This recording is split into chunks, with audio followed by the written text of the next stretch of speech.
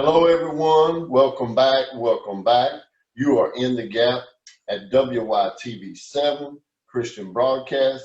I am your host, Keith Smith, and I'm joined tonight for part two of our story by my beautiful, godly, loving wife, Dorothy Pearson Smith. And I'm so glad she came back so we could cap off the rest of our story in hopes that if you guys are faced with any of the same things that we were faced with or fears during these situations, no matter what your situation is, maybe you could, some of the things we went through and learned from this could be beneficial to you. And just to catch you guys up from last time, and I want to thank you from the broadcast viewing audience, but also I want to thank the podcast listeners. And just so you're not able to see the broadcast, just to give you a little bit of background, as you would say, we are an interracial couple. And that for me was a fear of its own. And I say that because when I was making a list during my incarceration of the woman I wanted to really spend the rest of my life with, the woman that I wanted God to place in my life to make me the best version of me. And I wanted to actually do marriage right before my life was over with. And you know, I prayed on these things, and I talked to a lot of friends in prison. But one thing I had to come to realize was I had always adored African American women. And it was something that I knew I liked in my life, but because of social pressures and society and growing up in a small town, and you know how small towns can be sometimes,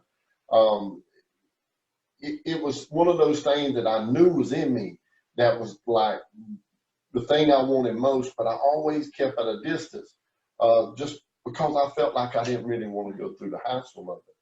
So whenever I found myself in incarceration, I said, you know what? All my sins are on the table now. They've been made public. I've been in the news. I sold out the state newspaper. My story was a high-profile story with me being a law enforcement officer getting caught for trafficking drugs. So I said, you know what? I'm not going to live a lie anymore. If I'm going to bear everything in the courtroom and take ownership of everything, if I'm going to ask Jesus Christ to come in and take control of my life, then I'm not lying about anything anymore, even about what the desires of my heart is. Because God said, if you delight yourself in him, he will give you the desires of your heart. Now, before I go any further, I want to say something really quick about that. And it's something my wife and I have talked about at length. You hear a lot of people say this verse, and they always focus on the last part. He'll give you the desires of your heart. But the truth of that verse is actually in the first of it. Delighting yourself in the Lord. Because one thing that we have learned, if you delight yourself in the Lord, you can have the desires of your heart. Because if you've delighted yourself in him, you have a relationship so strong that you know God's will for your life. He will not give you anything just because it's your desire if he knows it's bad for you. But if you know his heart, then you know what the desire in your heart. And that's the thing that I wanted. I said, Lord, you know, give me the desires of what I see in this beautiful, godly woman and help her make me the best version of me. And one, knowing I was attracted to women outside of my race. And two, I'm coming out of incarceration. You know, it's going to be an uphill battle for me. But I had a trust in God, but I'm not going to sit here and sugarcoat it. Sometimes fear would come in, and we have to face our fears. How? Through prayer and seeking God's direction. So we actually met on a free dating site. And I'll never forget this. When I decided that I was going to put myself on social media, I didn't want to do it. I didn't want to go through this social media dating sites because I knew nothing about it. And I wasn't even really good at texting. So you have to text everything. So I was just like, this is fearful for me. I don't really want to do it. And my buddy, he was telling my best friend, was like, man, don't waste your time on those free sites, because you won't find anything of quality unless you go to one of the paid sites. Well, that was the first myth that was debunked in our story, because not only did I find exactly what I wanted on a free site, God gave me more than I deserved. He gave me more than I asked for. Have you ever really noticed that we ask God for things sometimes and we'll be just so satisfied if he'll do it to a T? And then when you get in those moments and you look back, you say, wait, God gave me way more than I deserved, more than I ever thought. And that's what happened with us, and especially from my point of view. But I will say this, even anybody, and I just want to recap this, who is in these same situations, you're trying to find that godly significant other, that person to complete you, to make you the best person of you, whether you a man or a woman. Listen to this plea I make to you, because one of the biggest things she said in part one that stood out to me, that really captured me again, was the fact that she immediately recognized God in me and knew I was a man that had spent a lot of time in God's word and a lot of time with God by the way I talked and the way I carried myself. I did not have a sign on me that says I'm a Christian, I'm a follower of God. She picked up on my speech and how I answered certain things very early in our first conversation on the phone. It was a Friday night between 7 and 8. I'll never forget it. I was in a wingback chair sitting in my bedroom, and my feet were laid over one side, and I was laid over the other with headphones. I'll never forget it. And when she asked me that question, I kind of knew where the next question was going. If you spend this much time with God, have you been incarcerated? Because one thing about incarceration, it will allow you time to spend with God that people in the free world will be jealous of. And I utilized that time to try to be the best version of me, to try to have a resurgence from my pitfalls into what God's purpose is for my life. And when she noticed that, and remembering the Bible, when Peter was away from Jesus, they recognized him that he was a Galilean by his speech. They knew he was a follower of Christ by the way he taught. Even though he denied it, they knew. She knew immediately I had spent that much time with God. She probably knew the answer to my question. And I don't think I've ever asked you that, but you probably knew the answer to my question before I ever even answered it. But my immediate response was yes, I have been incarcerated. I've only been home for just over a month. And I said, so let me give you my story. Because one thing that I believe in, and I still believe in to this day, when you have a troubled past and you're meeting someone who is going to be attached to your life, I don't care if it's for a season, I don't care if it's for a reason, I don't care if it's for a lifetime. Be honest and upfront. Give these people the choice to say, do I want to attach myself to this person or not? They deserve that. And let me tell you something, if you really trust in God, he's going to smooth their heart over. It's not going to be your words, how you tell your story, because trust me, they can Google you. And I told her, you can Google me. And I started to say goggle because I met a guy one time who told me he was on goggle, and that blew me away. But it's actually Google. And I said, you can check Google or goggle for me. They got me on both of them. And she didn't need to do that. She knew who I was by what I was telling her. Now, eventually, I think you went later on and just verified, but it wasn't, she knew from the first few lines she read, he told me the truth. I knew from the Spirit of God, from having that intimate relationship, because one thing that I like to say to our audience and our podcast is that God will not allow us to be fooled. Let me repeat that. When you're in an intimate relationship with God, he's not going to allow you to be fooled. And that's very important. That's very key. Yeah. Because oftentimes we feel like something, oh, this person's gotten over on us, this, that, and the third.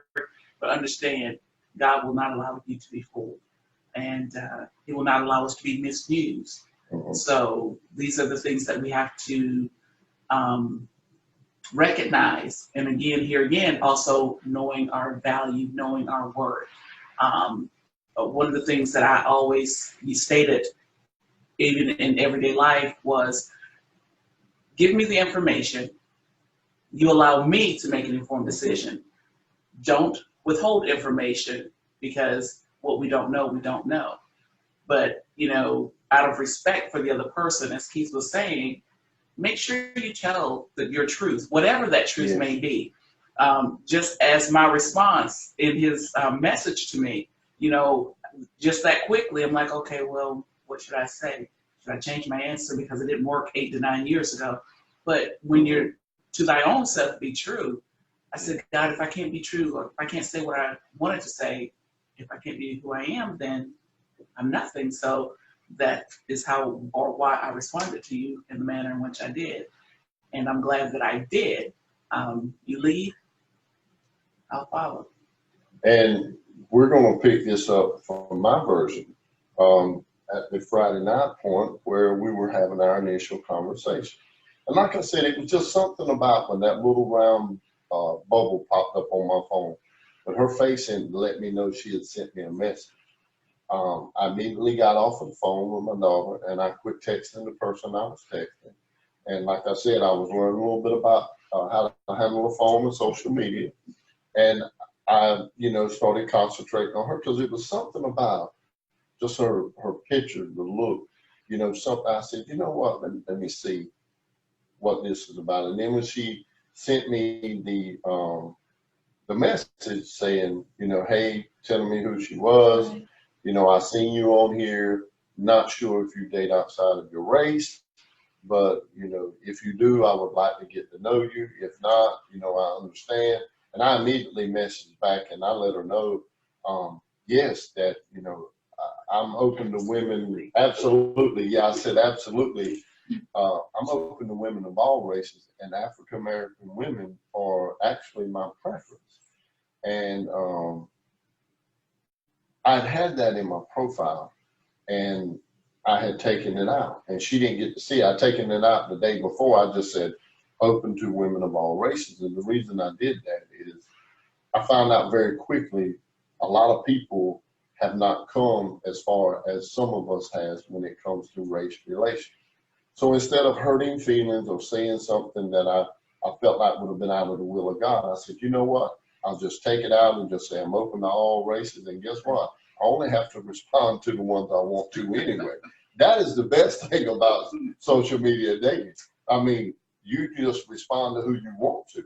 So it's not like you're face to face and got to find a way to get out of a grocery store or off of a bad day, having someone call you to say, hey, you need to come on.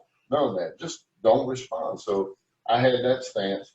Well, we made the initial thing. She had, what was it that you said?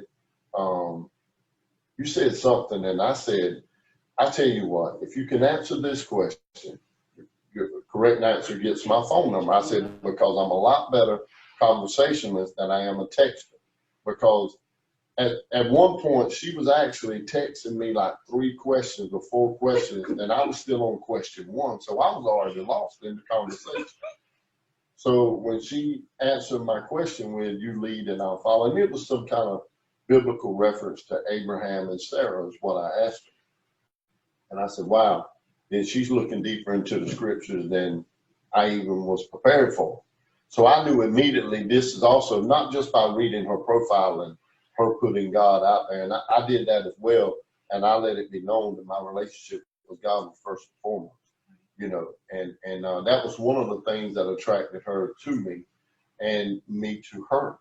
And I remember sending my number, and she called me immediately.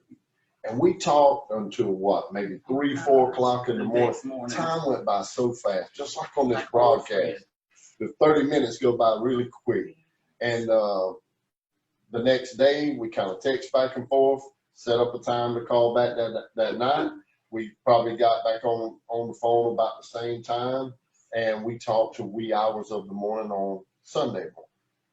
And I think Sunday afternoon we talked for a little while, and that's where we had the conversation of, you asked me, I think you got too many irons in the fire, which I was honest with her. Yes, I told you her, was. well, yes, I do. I do correspond with other women that are texting me or sending me messages, but I'm just talking to you on the phone. And I said, but I wanted you to know, yes, yes, I am. And because it was all new to me. And let me tell you, when you have not had interest, or when you haven't, had attention in a long time like I had, it is so easy to get caught up in it. But I thank God that he let me know through a little bubble picture that there's something of substance here. Because when I tell you some of the women that I was meeting, I felt more like a counselor, or, but my heart went out to them because they were going through some bad deals just like I had in my life. And, I wanted to be a friend and help.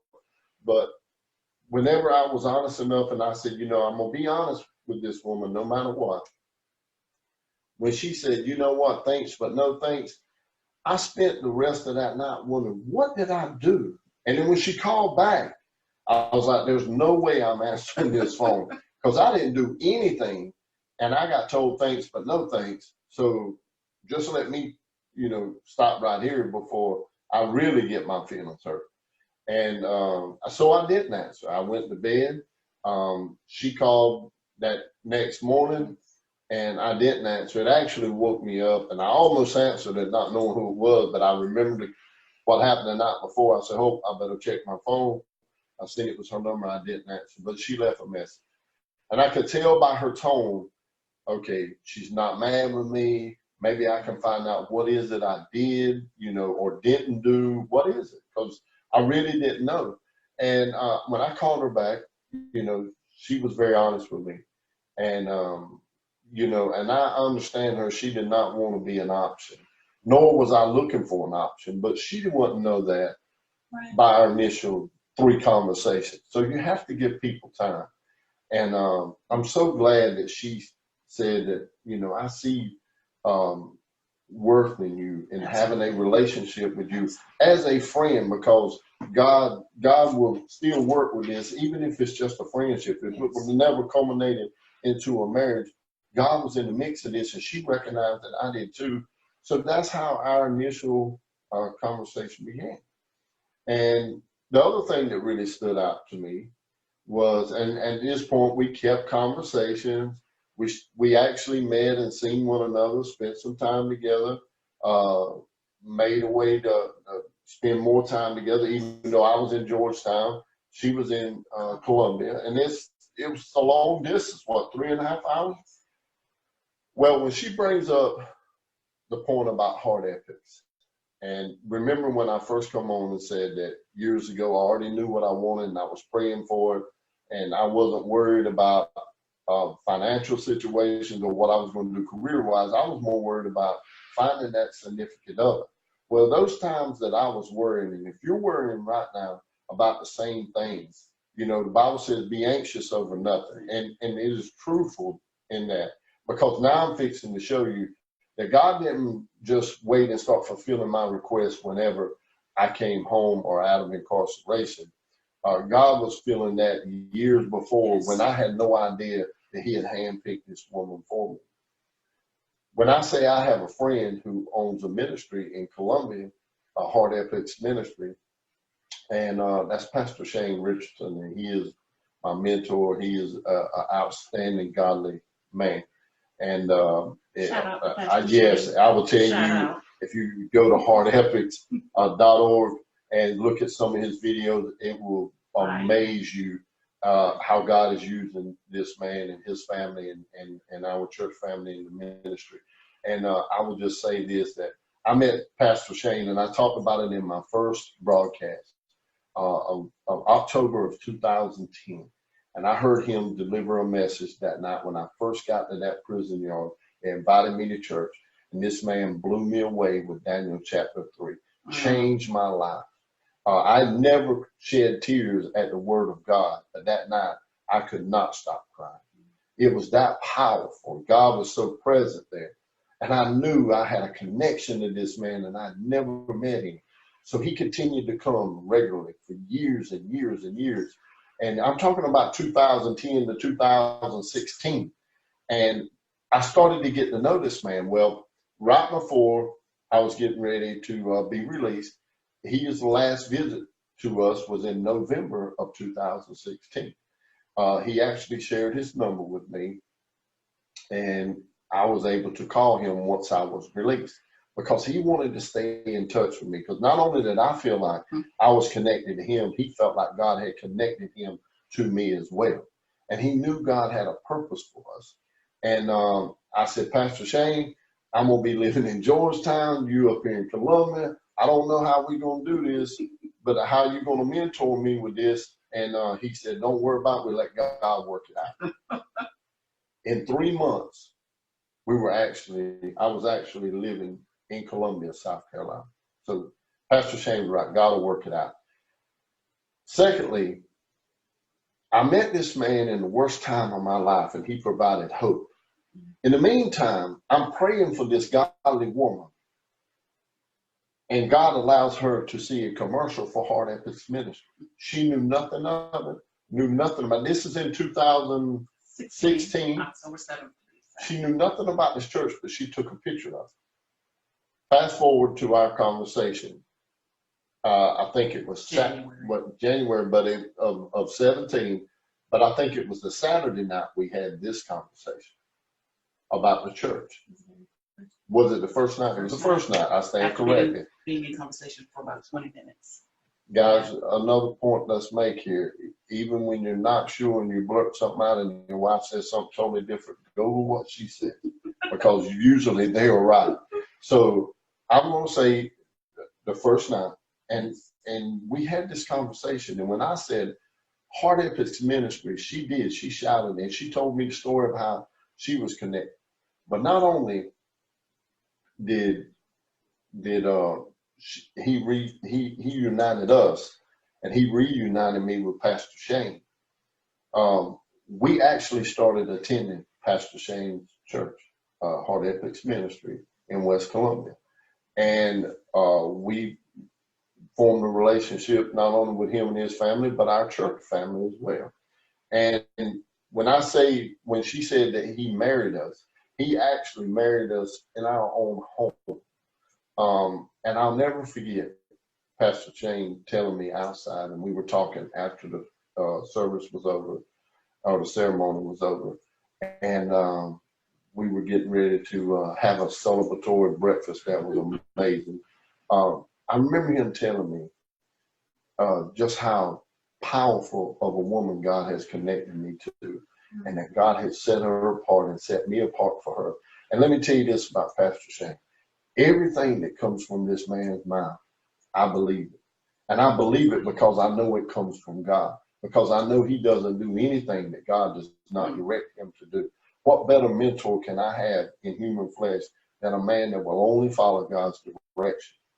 So when he told me that, I knew I had made the right decision. Now, let me say this. Everything that is a right decision for your life and put together by God will be met by opposition. The more powerful you are, the more the enemy will come against you. And we have fought some battles, but God has always seen us through. And it's never been anything we can't overcome. Why? Because we were brutally honest with one another when we very first met. Yes. That is so key. And so anything that you want to say about that? Actually, you were actually mentioning about Pastor Shane and with our union. I think also, for me, it was my desire to have a church family. Also, being connected to a church family. You talked about your fears early on. And one of the fears I had as a single mom was inviting this man into our home. Even when he just came for a visit, of course, the first time, because that's just not something that I was accustomed to doing. So that took a leap of faith. In actuality, you're talking about a teenage son and a daughter, so that was, not only is this a man, this is a Caucasian man, so that was a fear, like, what are they going to think? What are they going, what is their response going to be? What is the interaction going to be? So there are so many other fears, and I'm just going to go back on to early on when you were stating that it was your desire early on, but that actually dating outside of my race is something I've wanted to do from childhood. I remember it so vividly. Actually, my sister remembered it as well. And the thing is, like you stated earlier, you're concerned about colleagues, you're concerned about family members, you're concerned about, the stares or, the negativity. And after you've grown up in life, you realize it's more about what's in your heart. What's in your heart. And see, that also kind of goes back, he will give us the desires of our heart, because that's something I wanted from, like I said, it's something, what's in you is in you, but it was, in my heart. And yeah. And I want to, say this as well. It is new, and it was brand new for me, to be in such a committed relationship outside of my race, where everyone who knew me knew about this. And I will say this, that you do notice it at first, but the more that you spend time together, and the more that you start making it about God joining you to this person, and the more you make it about this union that God put together and about us as we did, you don't notice all the other anymore. You don't notice the stares sometimes from people that just don't understand. You don't understand maybe some of the profiling that goes on, that it just goes by the wayside, where we did when we first got together. Yeah. And I'll tell you this quick story, and this is honest and true. My wife can verify this. We were watching a movie one night, laying in our bed, and she had her leg over mine. And I actually looked into our master bathroom area, and I could see the mirror.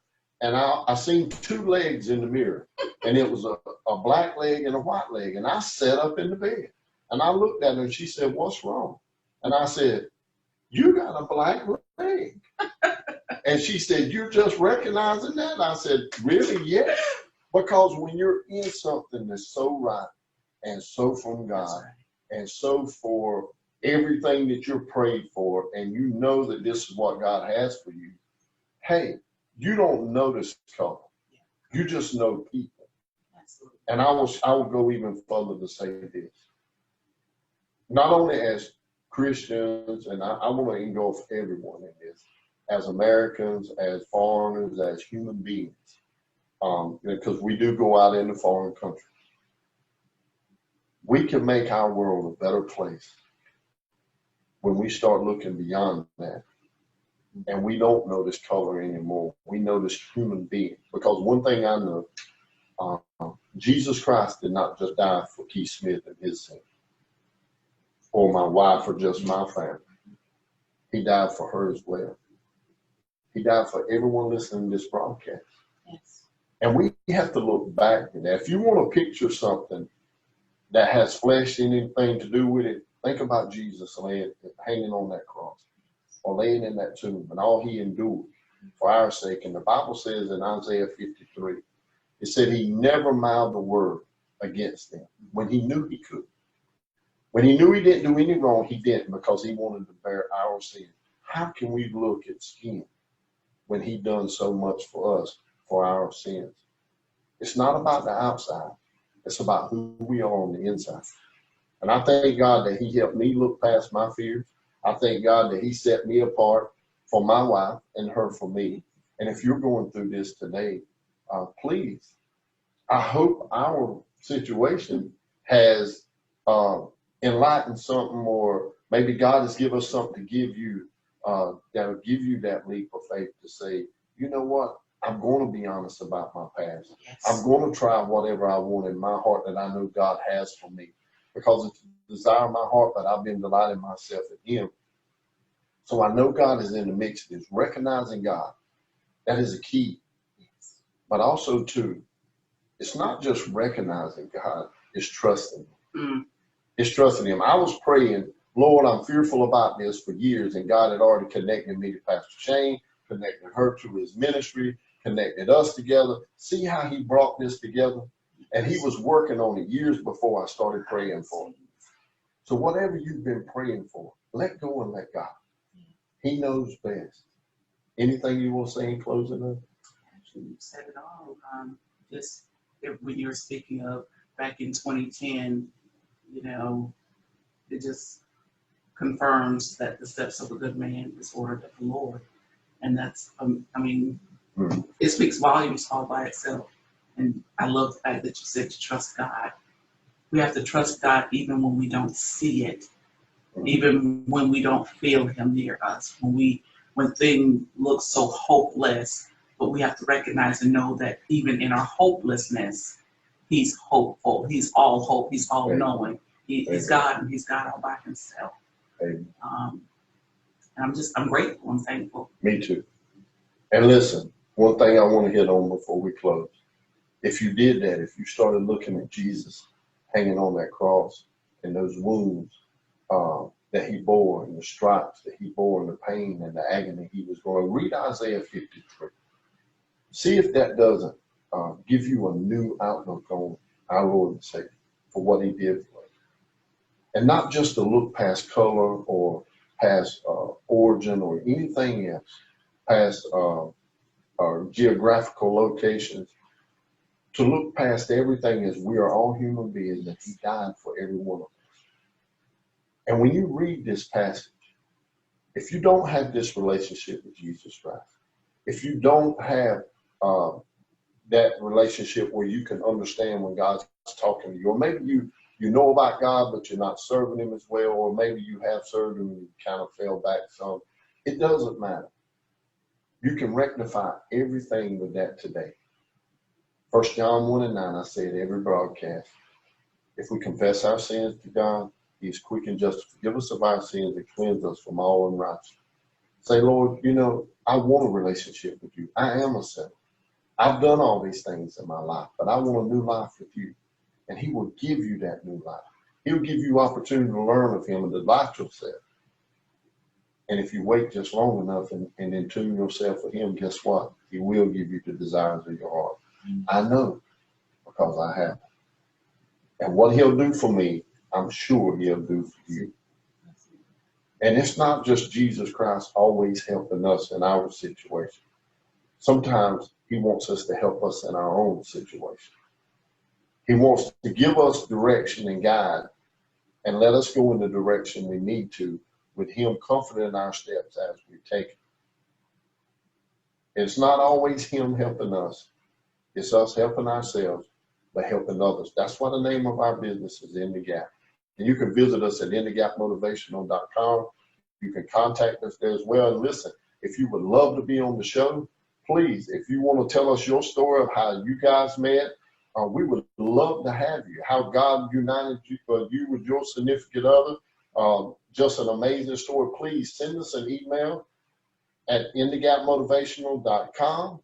All of our social media links there, all of our contact information. Please, we want to hear from you. We'd love to have you on the show. And don't stop there.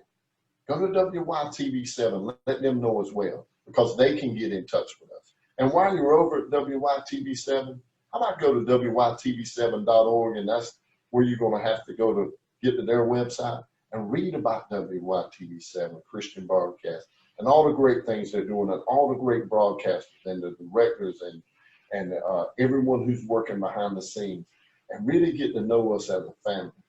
And don't just get to know us. How about being a part of us? How about helping us as Jesus Christ has helped us as well? Click on that donate button. It could be a small gift. God can take a small gift and make it go a long way. God took a man who had destroyed his life, a wretched soul, and he's given me life and a partner beyond compare. If he can do that for me, just imagine what he can take with just a little bit of you giving to WYTV7 and how he can help this grow. Hey, until next time, listen, stand in the gap for others that can't stand for themselves. And we'll be standing the gap for you. And don't forget, contact us. Let us know if you want to be on the show. We would love to have you. Until next time, we'll see you. Y'all be safe. Bye-bye.